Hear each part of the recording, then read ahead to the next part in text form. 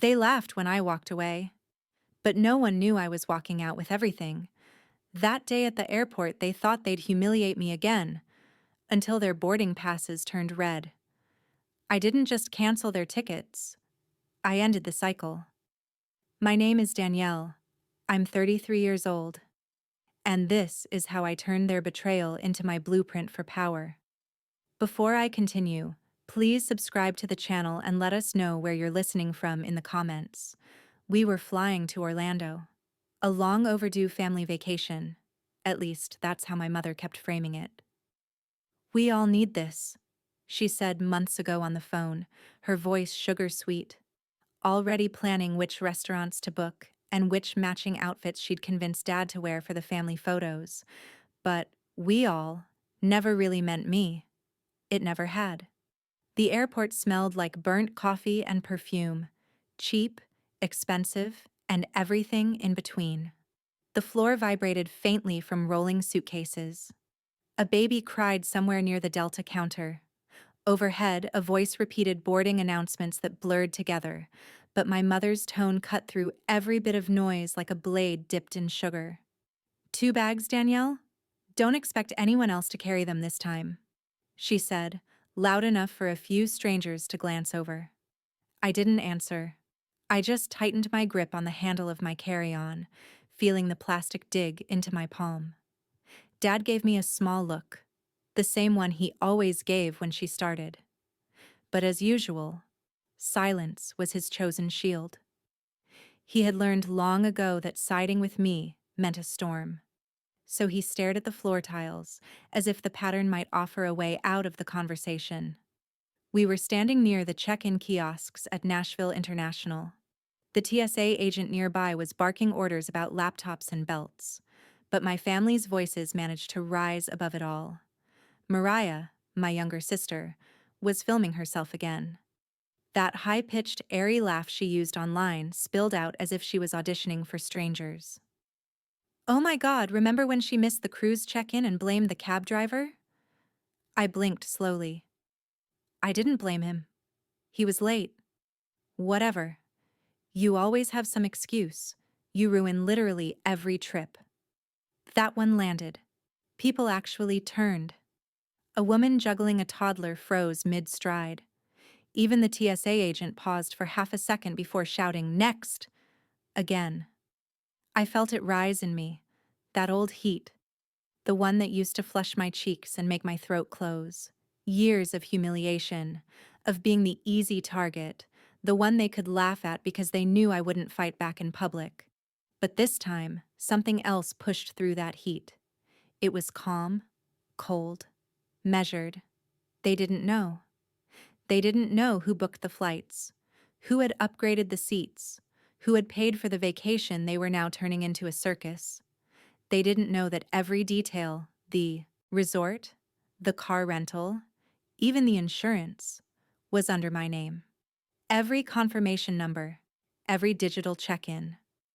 They were so used to making me the punchline, they forgot who had the power. I stepped back, just enough to feel the metal railing behind me. Cool, steady. My phone was already in my hand, screen lighting up as I unlocked it. The Delta app opened with a single tap. The Wi-Fi was strong. The blue glow painted my fingertips. 4 names. Danielle Montgomery. Primary Gerald Montgomery. Companion Lisa Montgomery. Companion Mariah Montgomery. Companion. I stared at the screen. My reflection faintly hovered over the digital boarding passes. One face split into 4 roles. I tapped Edit Travelers. They kept talking. "She's so sensitive," Mom said, still loud enough for anyone to hear. "If she's this difficult now, imagine when we get to the hotel. I'm not sharing a room with her." Mariah giggled. "Let's just ditch her at the pool." My thumb pressed, Remove Companion. A message popped up. "Are you sure you want to remove these travelers from your booking?" Yes. For a heartbeat, I saw myself reflected in the black glass of the phone. Calm eyes, flat lips, not a tremor in my hand. Years ago, I would have been shaking, apologizing. Now, I was certain. I tapped, confirmed. The progress circle spun once, twice. Then their names vanished. The air felt different. The faint vibration of the airport hummed through my shoes, but inside, something settled. The invisible tether between me and their approval had finally snapped. I wasn't the extra baggage anymore.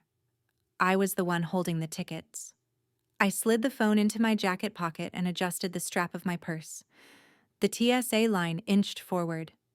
Mom was fussing with her boarding pass, complaining about how nobody respects family time anymore. Mariah turned. "Are you coming or not?" I lifted one eyebrow. No words. She scoffed, spinning back toward the line, muttering something under her breath about me being dramatic. The line crawled. Families shuffled through metal detectors, shoes clattering into bins.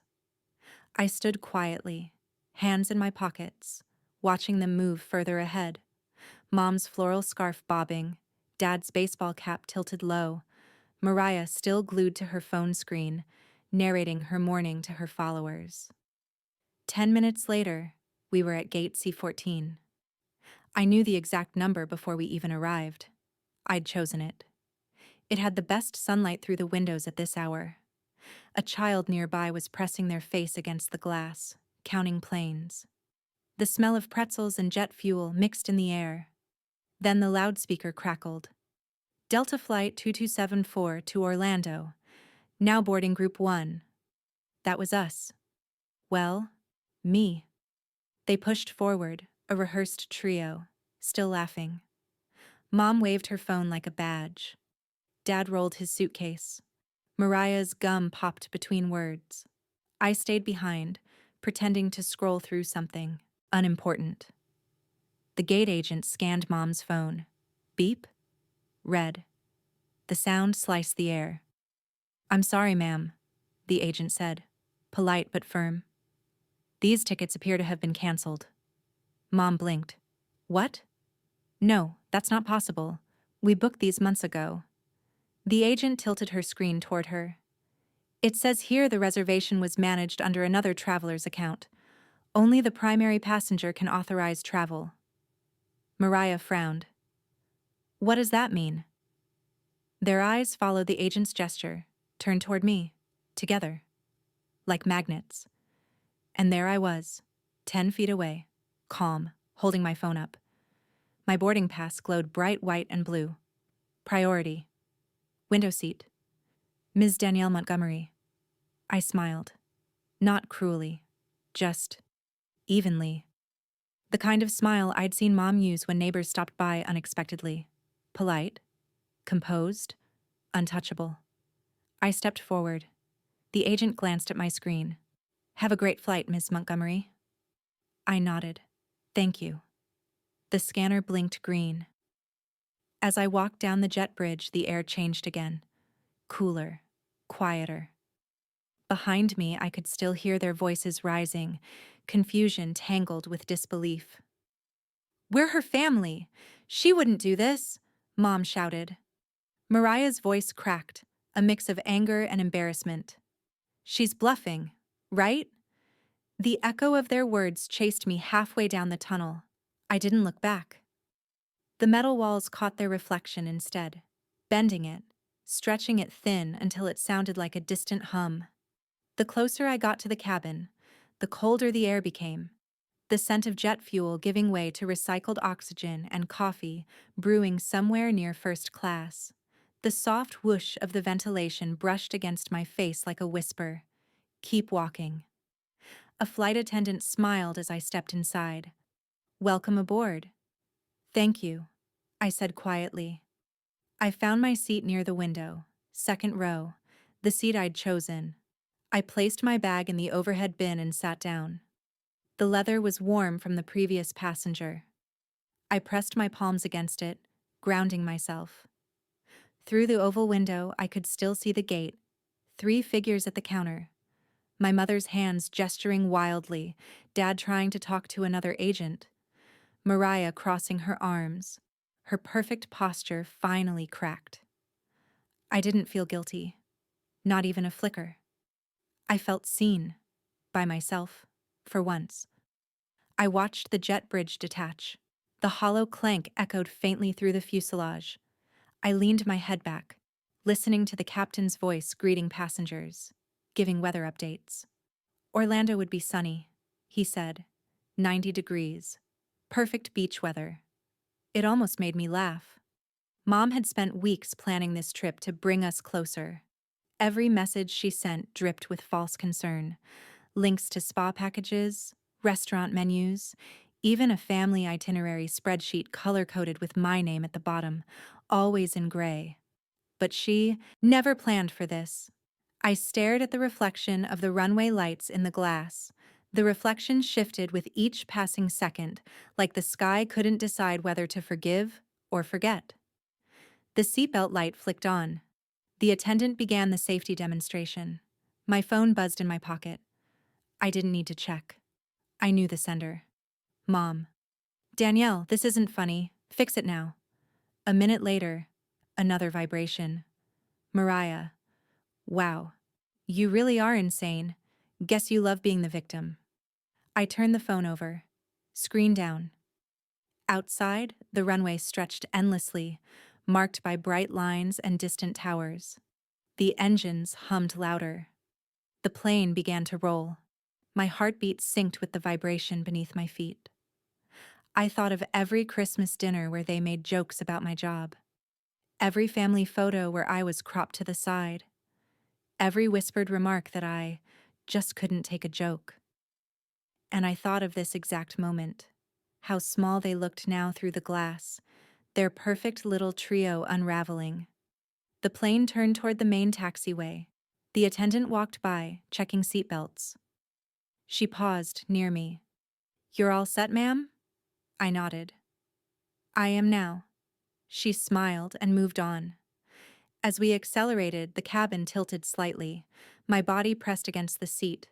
The hum grew into a roar. I glanced out one last time. The terminal slid away.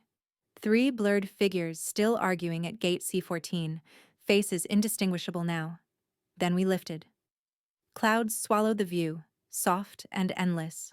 Nashville shrank into a pattern of lights below. The noise of the world faded into a steady, rhythmic thrum. I exhaled, long and slow. For once, I wasn't running away. I was ascending.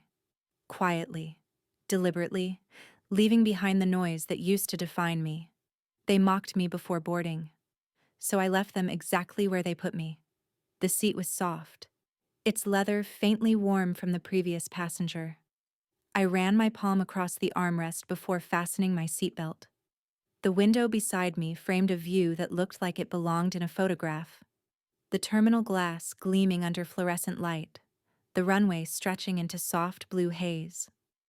I opened the shade halfway. The hum of the air vents whispered just above my head. Priority boarding meant the cabin was still half empty. The overhead bins yawned open like silver mouths, waiting for stories to be packed inside them. The flight attendants moved slowly, almost quietly, checking seatbelts, arranging the safety cards back into perfect alignment. Their motions were mechanical, practiced, and yet, somehow, soothing. From where I sat, I could see the gate clearly. My family was still there, clustered near the counter, red-faced, confused. The same trio I had known all my life, only now they were separated from me by a wall of glass and decision. Mom had her phone pressed to her ear, pacing with that sharp, clipped gait she always used when the world refused to bend her way. She gestured wildly between sentences, her mouth tightening into that thin-lipped scowl that used to make me feel 10 years old again. Dad stood a few feet behind her, rubbing the back of his neck like he was trying to erase his own presence. And Mariah, she looked like she was on the verge of screaming. Her hands were flying through the air, her body tense, every line of her face screaming disbelief. I could almost hear their voices through the glass, even though I couldn't. The rhythm was the same. Mom's cutting authority, Mariah's whining crescendo, Dad's muted attempts to mediate. I watched the gate agent, the same one who'd smiled at me just minutes earlier, gesture calmly, pointing toward the side counter where customer service handled disputes. She looked patient but firm, the kind of patience people learn after years of airport chaos. Then I did what none of them ever expected. I put on my headphones and pressed play on a 10-hour playlist of rain sounds. Instant peace. It started softly. A slow drizzle on leaves, distant thunder like a breath being exhaled. Beneath it, the real world faded. The faint clatter of overhead bins, the rustle of boarding passes, the quiet hum of engines warming outside. A child giggled in the row ahead as her dad wrestled with a folded stroller, trying to make it fit in the compartment. She clapped when he finally did. But beyond that glass wall, my family's voices were anything but playful. Even without hearing, I could feel the static of their anger pressing through the air. The body language said it all. Mom's accusatory finger, Mariah's exaggerated gestures, Dad's shrinking stance. I didn't need to hear them anymore. Not today. Not ever again in the same way. Not after years of being the interruption in every conversation, the punchline in every story, the invisible placeholder for their frustrations. I thought back to dinner tables where laughter was a weapon and silence my only defense. Family group chats filled with jokes at my expense. Trips where I paid but still ended up blamed. The memories came in flashes, like turbulence. The year I saved up for months to buy Dad a birthday gift. A signed baseball from the '72 Reds, carefully framed, wrapped in brown paper. I'd handed it to him with pride.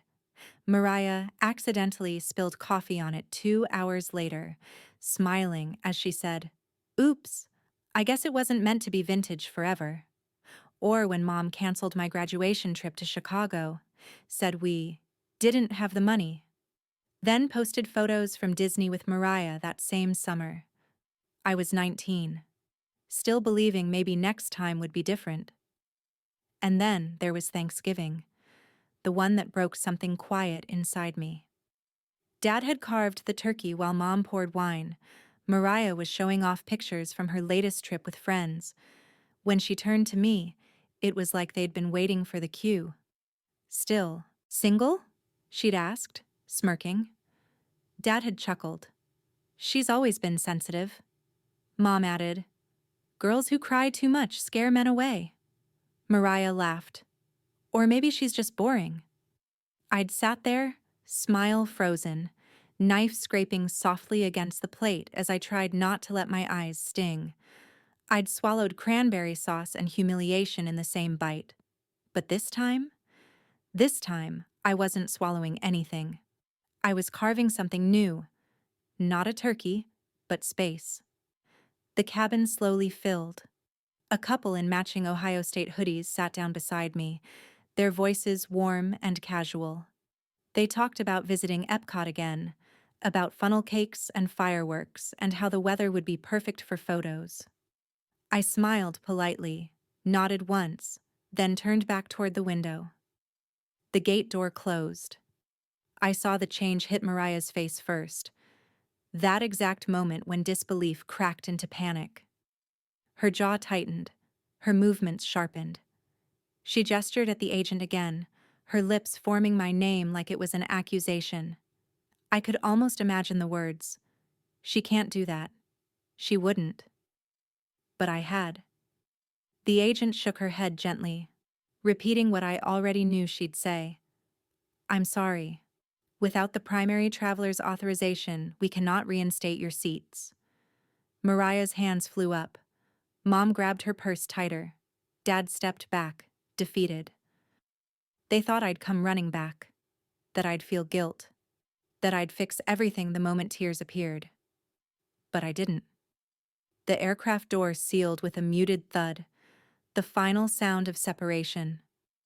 The engine's low hum grew louder, steady and sure. The smell of jet fuel lingered faintly through the vents. The seatbelt sign blinked, and all I could think about was how good silence felt when it finally belonged to me. 3 hours later, Orlando greeted me with heat.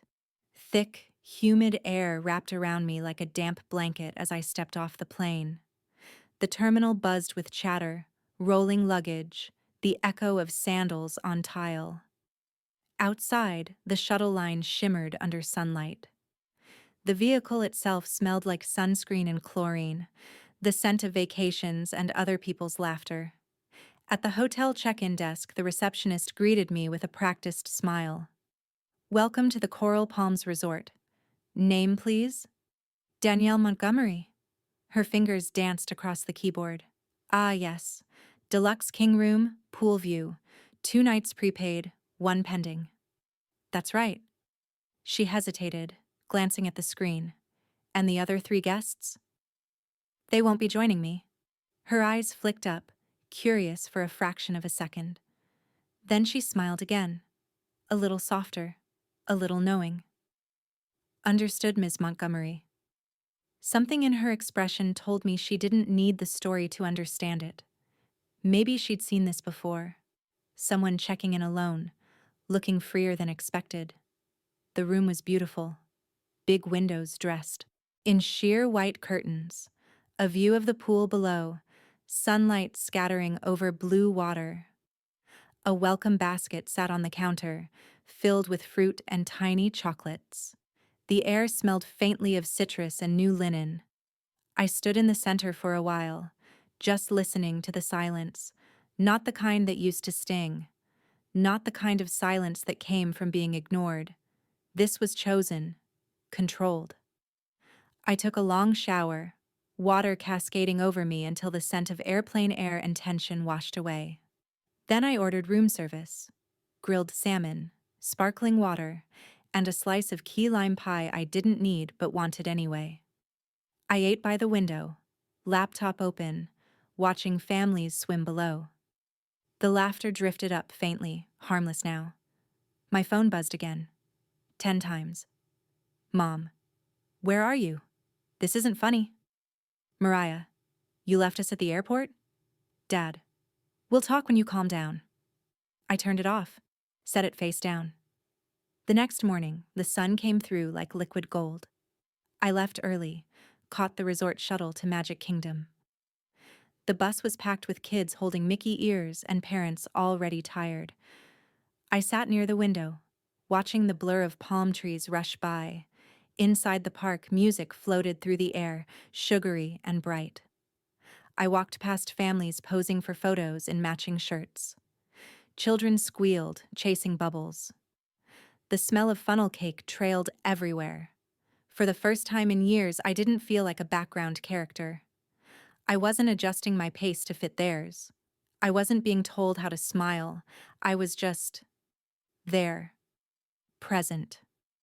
By noon, the messages changed tone. "Mom, you know your father doesn't handle this kind of stress well."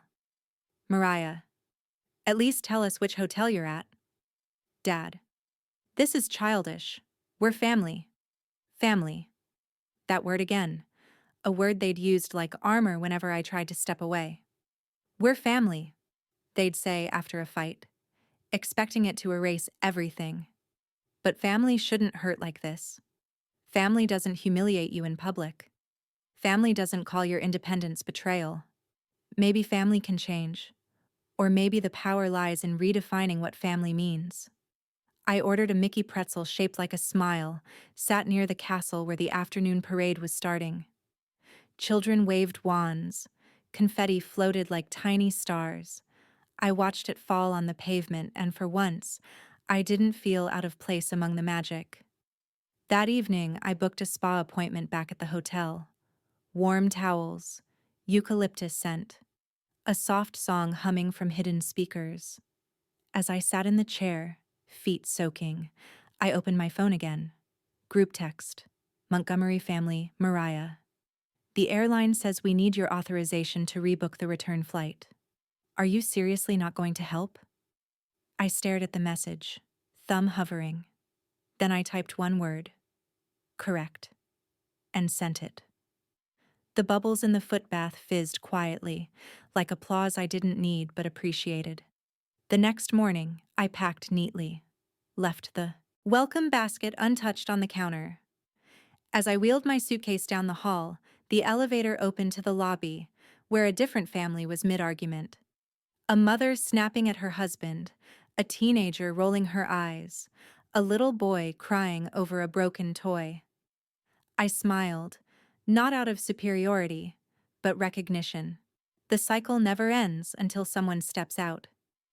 Outside, the air smelled of salt and sunlight. I handed my luggage to the driver and boarded the airport shuttle. My flight home was already checked in, booked in my name, upgraded to Comfort Plus. As the plane climbed, I looked down at Orlando's glittering sprawl shrinking below me. They'd called me selfish for years, right before taking what I earned, what I built, what I offered. So I stopped protecting them from consequences. I landed back in Nashville just after sunset. The air outside the cabin was cool, damp, and heavy with the scent of wet concrete. The terminal lights shimmered against the floor polish, reflecting small halos of amber as I walked through the gate. A janitor was mopping near the baggage claim, moving slowly, like the floor itself had a memory of the day's footsteps. The loudspeaker above echoed a tired voice announcing another delay to Chicago, each word dissolving into the metallic hum of the building. I moved quietly through the crowd, my suitcase trailing behind me on soft wheels that whispered over the tile. My flight had been smooth, calm. I'd watched a documentary I barely remembered, sipped ginger ale until the bubbles numbed my throat, and closed my eyes to the faint rhythm of recycled air pressing against the cabin walls. There was something sacred in that silence, the kind that doesn't demand, doesn't accuse, doesn't twist love into something conditional. Outside the gate, I paused beneath a glowing exit sign. The air beyond the sliding doors was colder now, Nashville's late autumn evening pressing in, smelling faintly of wet jackets, gasoline, and rain-soaked pavement. The sky was streaked with dark violet clouds. I adjusted my jacket, feeling the zipper brush my chin. Then my phone buzzed. Not a text this time. A call. The name lit up the screen like an echo from another life. Mom. For a few seconds, I just stared at it. The vibration pulsed through my palm, steady, insistent, almost alive. I let it ring out. Then another call. Mariah. Then silence. For a moment. Then a new buzz. A text. Dad. We're waiting in the airport lounge. Can we talk? Please, just 5 minutes. I stood still, surrounded by the endless motion of arrivals and departures. People reuniting with hugs, others running toward baggage claim. Announcements overhead calling out for passengers whose flights were about to leave without them. There was a time, not long ago, when I would have turned back. When I would have traded my peace for 5 minutes of uneasy forgiveness, the kind that never lasted beyond the next argument. The kind that felt like a temporary ceasefire in a war no one wanted to name, but not anymore. Still, something inside me, the part that had once believed peace was worth chasing, hesitated. So I typed slowly, "I'll meet you outside." Parking lot B. 10 minutes later, their rental car pulled up beneath the yellow floodlights. Raindrops still clung to the hood, tracing silver lines across the windshield. The engine idled with a low, restless hum. Mom stepped out first. Her hair was frizzed from humidity, her lipstick faded. She looked older somehow, not from age, but from unraveling. The kind of exhaustion that doesn't come from travel, but from losing control. Mariah stayed in the passenger seat, arms crossed tightly, chin tilted up like defiance could keep her from breaking. Her reflection shimmered faintly in the glass. Dad stood by the trunk, his hands shoved deep into his jacket pockets. He shifted from foot to foot, eyes darting between me and the pavement. For the first time, he looked small, like a man who had spent his life avoiding storms, only to find himself standing in one. For a while, no one said anything. The sound of the rain on metal filled the space between us. Then Mom spoke. "Was this your way of teaching us a lesson?" Her voice cracked slightly, not from anger this time, but disbelief. I met her gaze, steady. No, I said quietly. This was my way of stopping the cycle. Mariah scoffed. Cycle of what? You're so dramatic. Her tone had the same polished cruelty it always carried, but it didn't hit the same. The words just fell flat. I stepped closer, close enough to see the faint reflection of myself in her window. Of disrespect, I said, of exclusion, of being treated like a punchline every time I showed up, of being the one who's expected to stay quiet while you laugh. Mom lifted her chin. We didn't mean anything by it. I cut her off gently. That's the problem. You never do. But I always feel it, and I'm done pretending that I don't. Dad exhaled hard. You should have talked to us. This was extreme. I took a breath. The air tasted like cold rain and closure. You wouldn't have listened, I said softly. You never do. Every time I tried, it turned into another joke. Another round of me being too sensitive. And the second I stopped letting you speak for me, you called it childish. Mariah's voice rose. You left us stranded. No, I said, stepping closer. I left you exactly where you left me. Every single time you laughed at me in front of strangers. Every time you made plans without me. Every time you dismissed me like I didn't matter. I didn't strand you. I finally chose me. The rain fell harder for a moment, splattering against the pavement, filling the silence that followed. None of them moved. Then I reached into my jacket pocket and pulled out a plain white envelope. These are the invoices, I said. Hotel, cancellation fees, flight adjustments, everything I covered. It's all itemized. Mom hesitated before taking it. Her fingers brushed mine briefly, cold and trembling. I paid for the trip, I said quietly. Every part of it. And now I'm done paying. Financially, emotionally, spiritually. Dad's voice was almost a whisper. So what now? You cut us off? I looked at him, really looked. His tired eyes, the slump of his shoulders, the apology that never found words. I'm not cutting anyone off, I said. I'm drawing a line. If you want to know me, really know me, it starts with respect. Otherwise, you stay exactly where I left you. I nodded toward the terminal behind them, behind the gate. For a long moment, no one spoke. The quiet wasn't angry anymore. It was something heavier. Real. I turned. My suitcase rolled softly behind me, the sound echoing through the empty lot. The concrete gleamed under the lights, slick with rain. Behind me, Mariah's voice rose, shrill, brittle. You think you're better than us now? I didn't stop walking, but my words carried back clearly through the rain. No, I said. I think I'm finally as good as I was, always told I wasn't. The drizzle thickened into mist. I pulled my hood up and kept walking toward the rideshare pickup. My phone vibrated again. This time, I ignored it. Completely. The Lyft driver was waiting in a silver sedan.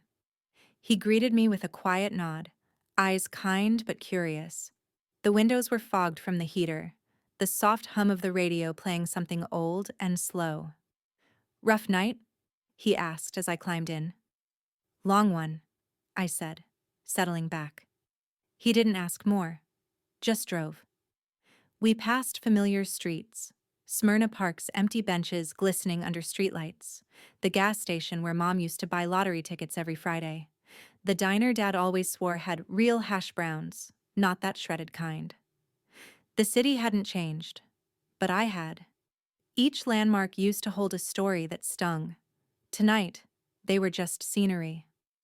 When I reached home, I carried my suitcase inside, locked the door, and let my shoulders drop for the first time in days. The apartment was quiet, warm. I hung up my jacket, kicked off my shoes, and just stood there, breathing.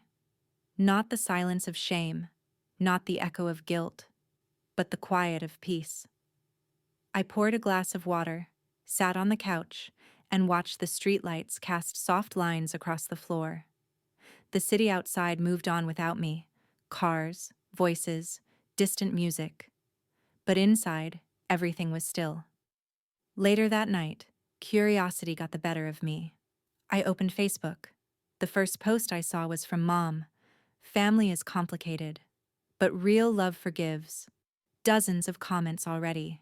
Sympathy. Praise for her grace. Little hearts and prayer emojis piling up beneath her words. I didn't like the post, didn't comment, didn't message. Instead, I opened a new post window. My cursor blinked in the blank box. For once, I didn't overthink. I just typed.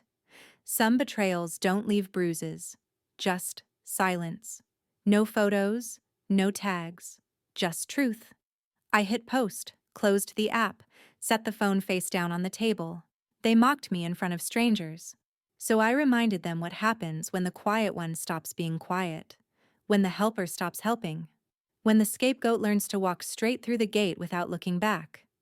They called me sensitive, but I was never fragile, just observant. And tonight, I was finally done. If this story struck a chord, hit like, subscribe, and tell me what you think in the comments.